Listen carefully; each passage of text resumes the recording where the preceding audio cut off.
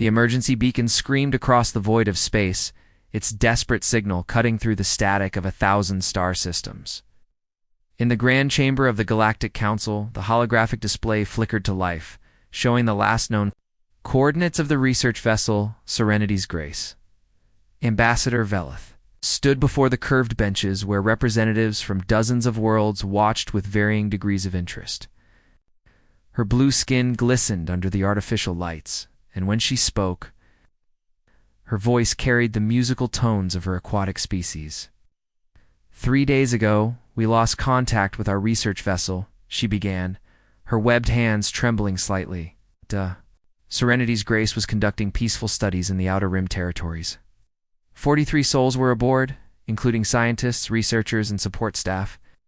The council members shifted in their seats. Lost ships were not uncommon in the dangerous regions beyond civilized space. Pirates, equipment failure, navigation errors. Any number of things could claim a vessel foolish enough to venture too far from protected trade routes. However, Velith continued, we have received fragments of a distress transmission. The message was badly damaged, but our technicians have managed to reconstruct portions of it. She activated the communication system, and the chamber filled with static. Through the noise came a voice, broken and terrified. ... Under attack by Kithara raiders. They're boarding us. ... Requesting immediate assistance. Coordinates follow. A collective murmur ran through the assembly. The Kithara raiders were notorious throughout the galaxy, a militant faction that had been terrorizing shipping lanes for over 8 centuries. They captured entire crews, selling them as slaves in the black markets of the Outer Rim. Their leader, Warlord Krexar, ruled from a massive asteroid fortress that moved between systems, always staying one step ahead of any organized response. Council. Chairman Thyros, an elderly being whose species had evolved from tree-dwelling creatures, raised one of his forearms. Ambassador Velith, while we sympathize with your loss, the Kithara situation has persisted for generations. Our peacekeeping forces are stretched thin across multiple sectors. We simply cannot commit resources to chase raiders through uncharted space. But Chairman Velith's voice rose with desperation. Among the research team were scientists from the Terran Republic. Humans were aboard that vessel. The murmur that followed was different now, dismissive, almost amused. Humans were still relatively new to galactic society, having only achieved faster-than-light travel within the last 50 years. Their homeworld Earth was classified as a Class 12 death world, a planet so hostile that most species considered it uninhabitable. The fact that humans had evolved there at all was considered something of a cosmic joke. How many humans? Asked Counselor Zephes, more out of curiosity than concern. 5, Velith replied, led by Dr. Kim Minho, a xenobiologist, specializing in aquatic life forms. They were studying our deep-sea ecosystems as part of a cultural exchange program. Several council members made sounds that might have been sympathetic, but their body language suggested the conversation was over. Humans were primitives from a backwater world. Their loss was regrettable, but not strategically significant. What none of them knew was that Dr. Kim Minho had been more than just a scientist. Before joining the research program, he had served in the Korean Space Marines, and like all human citizens traveling beyond Earth's protective sphere, he carried a quantum-encrypted beacon linked directly to Earth's Defense Command. The beacon had activated automatically when the Kithara raiders stormed the Serenity's Grace. Its signal had already crossed the vast distances between stars, reaching Earth's orbital defense platforms where automated systems immediately flagged it as a code black. Emergency in the depths of Earth's Defense Command Center. Admiral Park Ji-won stood before a wall of screens showing star charts, fleet positions, and tactical readouts. She was a small woman by human standards, barely reaching the shoulders of most galactic species. But her dark eyes held the kind of cold fury that had once leveled cities on humanity's war-torn homeworld. Status report, she said quietly too. Her aide, Commander Lee Soo-jin, beacon activated 37 hours ago from the Zarian system. Outer Rim Sector, Lee replied, her fingers dancing across holographic controls. Dr. Kim Minho, and 4 other human citizens confirmed aboard the research vessel. Serenity's Grace. Last transmission indicates capture by Cathara raiders. Admiral Park nodded slowly. The Cathara raiders had been on Earth's watch list since humanity's first encounters with galactic civilization. Their practice of slavery was abhorrent to human sensibilities. But more importantly, they had just made a critical, tactical error. They had attacked human citizens. "Signal the Third Fleet," Park ordered. "Full mobilization. I want every ship, every marine, every weapon system we can muster ready for deployment within the hour." Admiral Lee hesitated. "The Galactic Council protocol suggests we should file a formal complaint and request their assistance in." "The Galactic Council has had 800 years to deal with the Cathara problem," Park interrupted. "They've chosen diplomacy and half measures. We choose a more direct approach." She turned to face the tactical display showing the positions of Earth's most advanced warships. "The raiders picked the wrong species to mess with. Time to remind the galaxy why you don't attack citizens of a death world." As emergency sirens began wailing throughout the massive space station, Admiral Park allowed herself a thin smile. The Cathara raiders had no idea what was coming for them. The massive dreadnought Indomitable floated in Earth's orbital shipyard like a sleeping giant. Its hull was dark gray, covered in armor plating that had been tested against the worst weapons humanity could create. It's unlike the sleek, elegant ships favored by other galactic civilizations. Human vessels looked brutal and functional, built by a species that had learned to survive on a world that tried to kill them every single day. Admiral Park Ji-won walked through the ship's corridors, her boots echoing against metal floors. Behind her, the commanding officers of the Third Fleet fell into step. These were not the diplomatic peacekeepers that other species sent to resolve conflicts. These were warriors from a planet where evolution had been a constant battle. "Status report," Admiral Park commanded as they entered the main briefing room.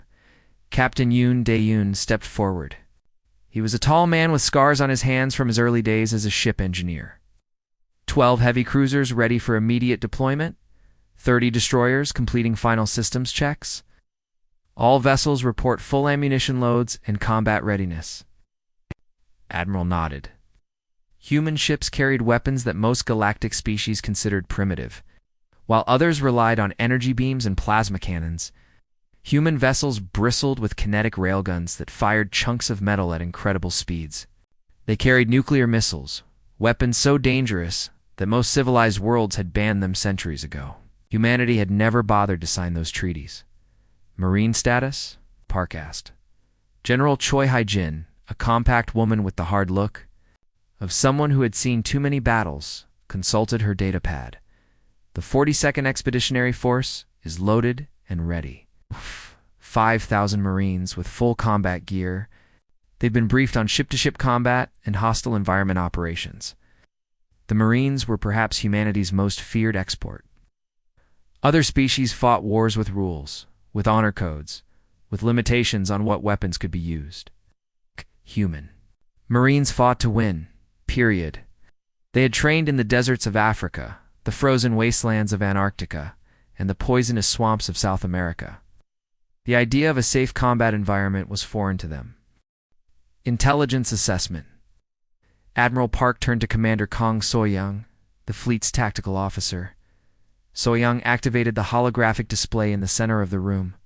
A 3-dimensional map appeared showing a massive asteroid floating in empty space. The Cathara operate from this mobile fortress in the Zarian system. Intelligence estimates 300 combat vessels of various sizes, mostly stolen or modified civilian craft. The asteroid itself has been hollowed out and turned into a military base. She highlighted different sections of the asteroid. Heavy defensive weapons here, here, and here. Docking bays for their raider fleets. And deep inside, detention facilities, where they keep their prisoners before selling them as slaves. The mention of slavery caused several officers to clench their fists. Humanity had abolished slavery on Earth over 2 centuries ago, but the practice still existed throughout much of the galaxy. The Galactic Council condemned it, but took no real action to stop it. This was exactly the kind of moral weakness that made Park sick. "Threat assessment?" she asked. The Kithara have been successful because they pick soft targets, Soyoung explained. Merchant vessels, research ships, small colonies with minimal defenses. They've never faced a coordinated military response. Their tactics rely on overwhelming force against unprepared opponents. Captain Kim Jin-woo, commander of the destroyer Vengeance, spoke up. Admiral, their energy weapons are typical of Galactic. Standard plasma cannons, ion beams, that sort of thing.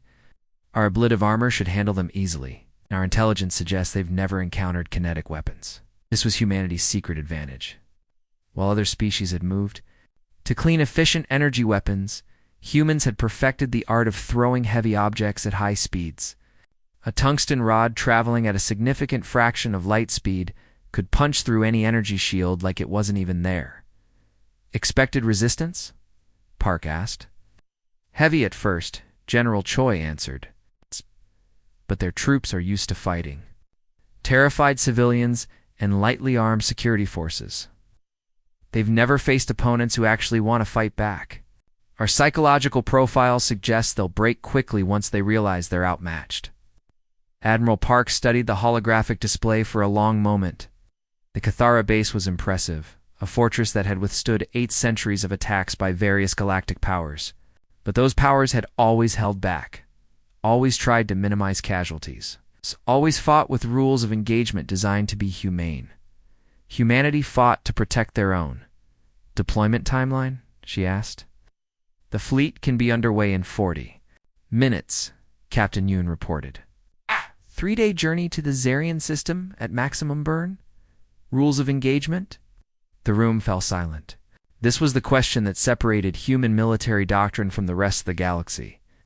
Admiral General Choi said carefully, "They have our people. They're slavers and murderers who have terrorized civilized space for 8 centuries. I recommend we treat this as a pest control operation." Admiral Park allowed herself a cold smile. The Galactic Council had spent centuries trying to negotiate with the Kithara raiders. It offered treaties, truces, even payments to leave certain shipping lanes alone. All of it had failed because they were dealing with predators who only understood strength. "Signal all ships," she ordered. "We launch in 30 minutes. Mission parameters are simple.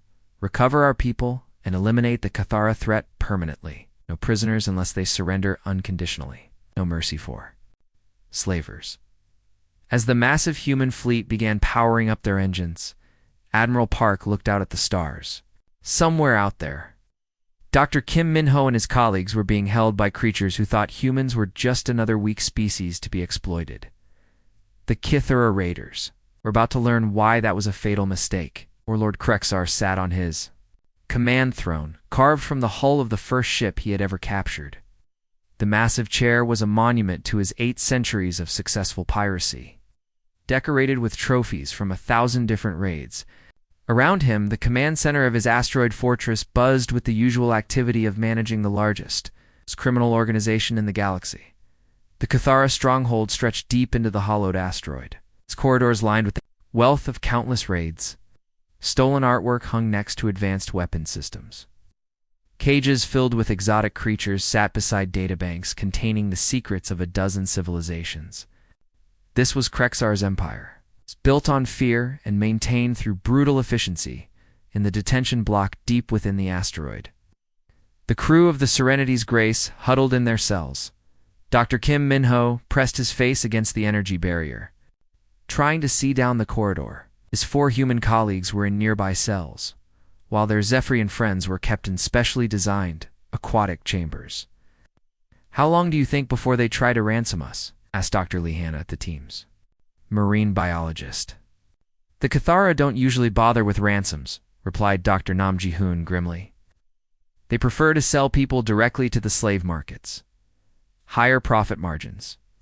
Minho said nothing, but his hand moved unconsciously to where his emergency beacon had been hidden in his clothing. If the beacon had worked, if the signal had reached Earth, then help would come. He just hoped it would arrive before Krexar decided to move them to a slave auction.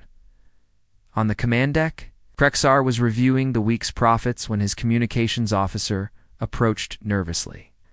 The Kithara were a species that resembled oversized insects, with hard carapaces and multiple arms. Their society was built on dominance, hierarchies, and showing weakness to a superior often resulted in death. "Warlord," the officer clicked in their harsh language, "we are receiving a transmission on all frequencies. It appears to be directed at us." Krexar's compound eyes focused on the main view screen as it flickered to life. The image showed a small, human female in a crisp military uniform, standing on what appeared to be the bridge of a warship. Her expression was calm, professional, and absolutely terrifying in its certainty. "This is Admiral Park Ji-won of the United Earth Defense Force," the human said in perfect galactic standard. "You are holding human citizens and their research partners. You have 12 hours to release all prisoners unharmed and surrender yourselves for trial under galactic law. This is your only warning." The command center fell silent. Then Krexar began to laugh, a sound like grinding metal that echoed through the chamber. His subordinates joined in, their clicking and chittering creating a cacophony of amusement. "Humans," Krexar roared, "the primitive Deathworlders dare to threaten me. I have raided 1,000 worlds, captured the vessels of 50 different species, and built an empire that spans half the galaxy. And now these children from a backwater planet think they can demand anything from me." He gestured to his communications officer. "Send them this message. I will sell their friends piece by piece in the slave markets unless they bring me 50 million credits. Tell them they have 24 hours, and if they refuse, their people will die slowly." The transmission was sent, and Krexar settled back into his throne, already planning how to spend the ransom money. Humans were new to galactic society, barely capable of faster-than-light travel. They had no significant military presence, no political influence, no power to threaten anyone. This would be easy money. 11 hours and 37 minutes later, the asteroid's long-range sensors began screaming warnings. "Warlord." The tactical officer's voice cracked with panic. Multiple contacts dropping out of hyperspace at the system's edge. Configuration unknown. The energy signatures don't match anything in our databases." Krexar straightened on his throne. "How many ships?" 43 vessels, sir. Large ones. They're maintaining formation and approaching at steady velocity." 43. Krexar's mind raced. It was more ships than most galactic peacekeeping operations deployed. "What species, Zephyrian?" "Council enforcement." "Unknown, sir." "They're not responding to our identification requests. They're not responding to anything." Through the asteroid's observation ports, they could see them now, dark shapes moving against the stars with mechanical precision. The ships were unlike anything in Krexar's extensive knowledge of galactic vessels. They too absorbed light rather than reflect it, and their movement was predatory, like hunters closing in on wounded prey. "Warlord," another officer called out, "they're scanning us. Like full-spectrum analysis, deep penetration scans. They're mapping our entire structure." Krexar felt the first flutter of unease in his chest. "Defensive positions. Alert all raider captains. If they want to fight, we'll give them one." But something was wrong. The approaching fleet made no demands, issued no ultimatums, sent no diplomatic messages. They simply moved closer with the inexorable patience of a natural disaster. In the detention block, Dr. Kim In-ho felt his heart surge with hope as the asteroid's emergency alarms began to wail. Through the walls, he could hear the scurrying of Cathara soldiers rushing to battle stations, the whine of weapon systems powering up, the harsh commands being shouted in their insectoid language. "What's happening?" "Cell," Minho smiled grimly. "Help has arrived." Above them, Warlord Krexar stared at the tactical display as the human fleet took positions around his fortress. For 8 centuries, he had been the predator. Now suddenly, he was beginning to understand what it felt like to be prey. The storm had arrived, and it had no intention of showing mercy. The battle began without warning, without ceremony, and without the elaborate rituals that usually preceded galactic warfare. One moment the human fleet hung in space like silent predators, the next moment the void erupted with violence. But this was not the clean, energy-based combat that civilized species practiced. What came from the human ships was something far more primitive and infinitely more deadly: thousands of tungsten rods, each one the size of a telephone pole, accelerated to incredible speeds by magnetic railguns. Captain Song Min-jae stood on the bridge of the destroyer Vengeance, watching the tactical display with cold satisfaction. Kinetic bombardment commencing, he reported to the fleet. Target their shield generators first. Lieutenant Bae-jun, his weapons officer, worked at her console with practiced efficiency. Firing solution locked. Releasing projectiles now. The Cathara had built their defenses around energy shields, sophisticated barriers that could deflect plasma cannons, laser weapons, and ion beams. These shields had protected their asteroid fortress for centuries, turning away every attack. By galactic peacekeeping forces, they were completely useless against chunks of metal traveling at significant fractions of light speed. The tungsten rods struck the asteroid's shields and passed through them as if they weren't there. The first impact sent shockwaves through the entire structure. The second punched a hole clean through 3 levels of the fortress. By the 10th impact, entire sections of the outer defensive ring were crumbling into space. On the Cathara command deck, alarms screamed and sparks flew from overloaded systems. Warlord Krexar gripped his throne as the asteroid shuddered under. The bombardment, shields are failing, his tactical officer shouted over the noise. These weapons are passing right through our defenses. Impossible, Krexar snarled. No species uses kinetic weapons anymore. They're too primitive, too inefficient. Another impact shook the asteroid, and a section of the command center's ceiling collapsed. Krexar realized with growing horror that efficiency had never been the point. The humans weren't trying to disable his fortress. They were trying to destroy it completely. Launch all fighters, he commanded. Get our ships out there. Show these primitives what real weapons can do. The Cathara Raider fleet poured out of the asteroid's docking bays, 300 stolen and modified. Vessels of various sizes and capabilities. They had terrorized shipping lanes for centuries, overwhelming their victims through sheer numbers and superior firepower. Captain Kim Jin-woo watched them come from the bridge of his heavy cruiser Retribution. Hostile fleet launching, he reported calmly. Count 300 vessels, mixed configuration. They're forming attack formations. Admiral Park's voice crackled over the communication system. All ships, weapons free. Show them what happens when you attack human citizens.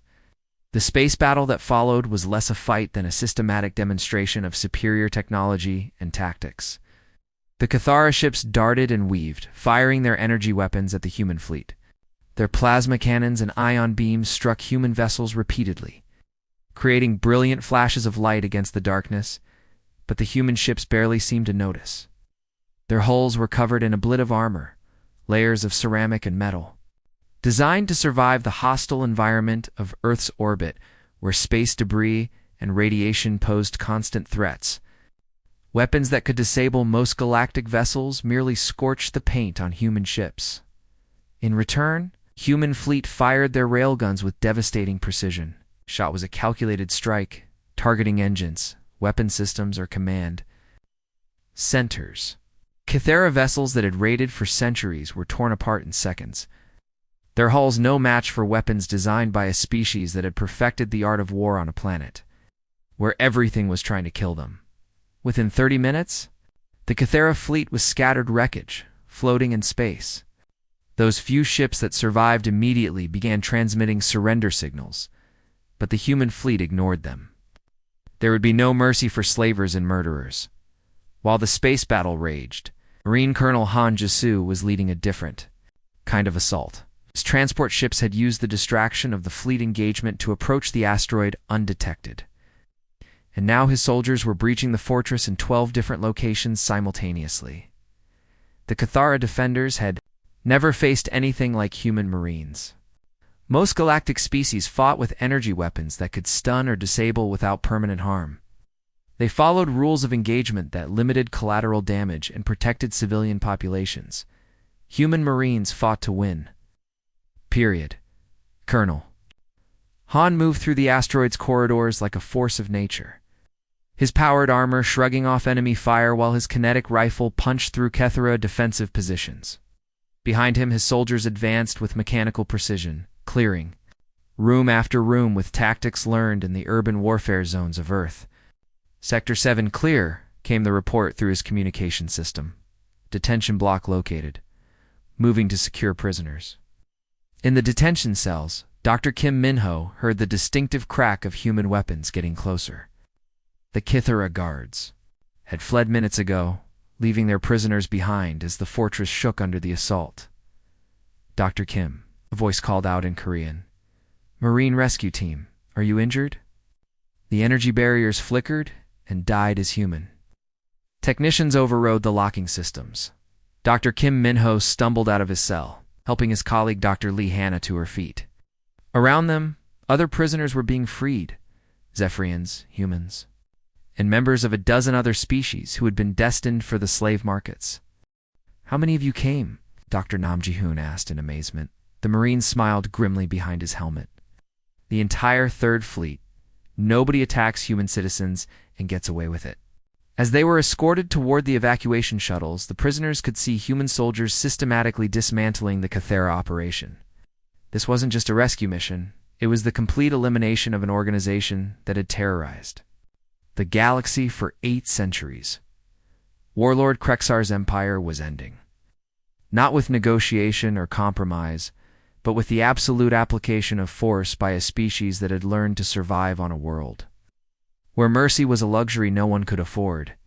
3 days after the battle began, the Kithara Raider organization that had terrorized the galaxy for 8 centuries simply ceased to exist.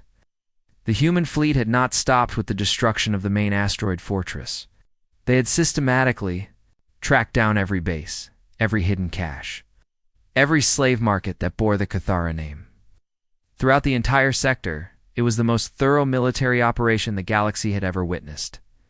Admiral Park Ji-won stood in the detention block of her flagship, looking through the energy barrier at what remained of the once mighty warlord Krexar, the insectoid creature that had commanded fleets and ruled through terror, now cowered in a simple holding cell. His carapace cracked, and his compound eyes dim with defeat. This was supposed to be simple, Krexar whispered in Galactic Standard, his voice barely audible. A ransom demand. Some easy credits. We've done this thousands of times before. How did you find all our bases? How did you know about our hidden facilities? Admiral Park's expression remained cold, made a fundamental error in judgment. You assumed we would negotiate with terrorists and slavers. Humans don't negotiate with creatures like you. We eliminate them. She gestured to the viewing port where Krexar could see the wreckage of his former empire floating in space. Organization kept detailed records, financial transactions, base locations, contact information for every criminal you dealt with. Very organized. It's very helpful for tracking down every single one of your operations. The truth was even simpler than that. Humanity had developed their military tactics fighting wars on Earth, where showing mercy to an enemy often meant that enemy would return later with friends. The concept of leaving threats alive to potentially regroup was foreign to human strategic thinking. In the ship's medical bay, Dr. Kim Min-ho sat beside his colleague Dr. Lee Hannah as the human medical team treated her injuries. Through the large viewing windows, they could see the systematic destruction of the Kithara fortress continuing. Nothing was being left to chance.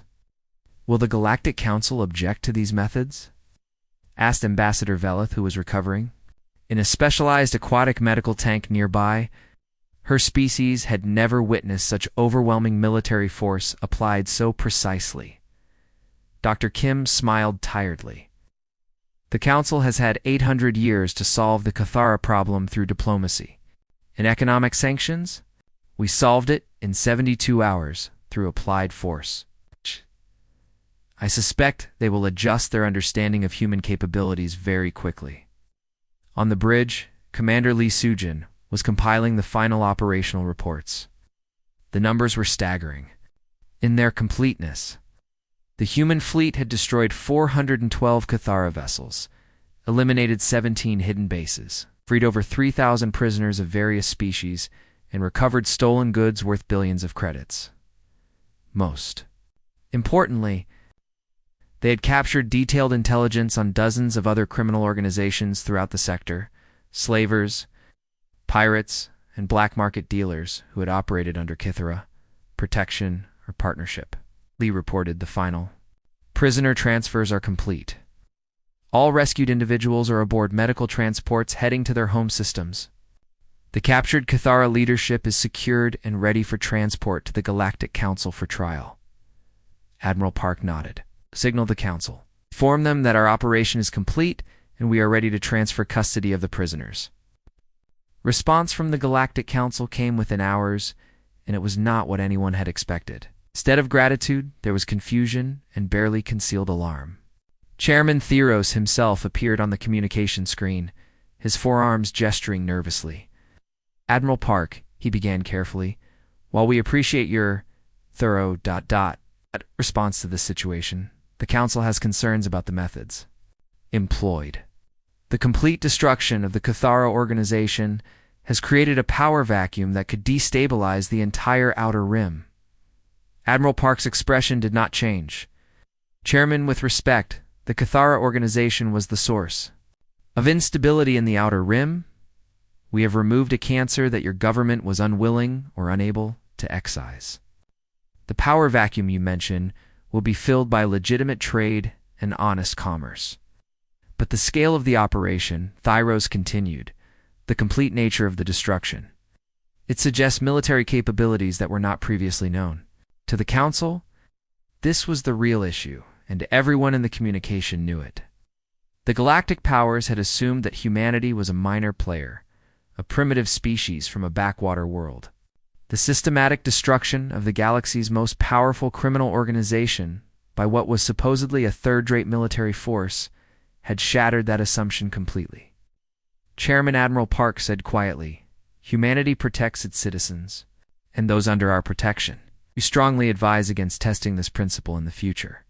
As the Third Fleet prepared for its return journey to Earth, Dr. Kim Minho stood on the observation deck with several other freed prisoners.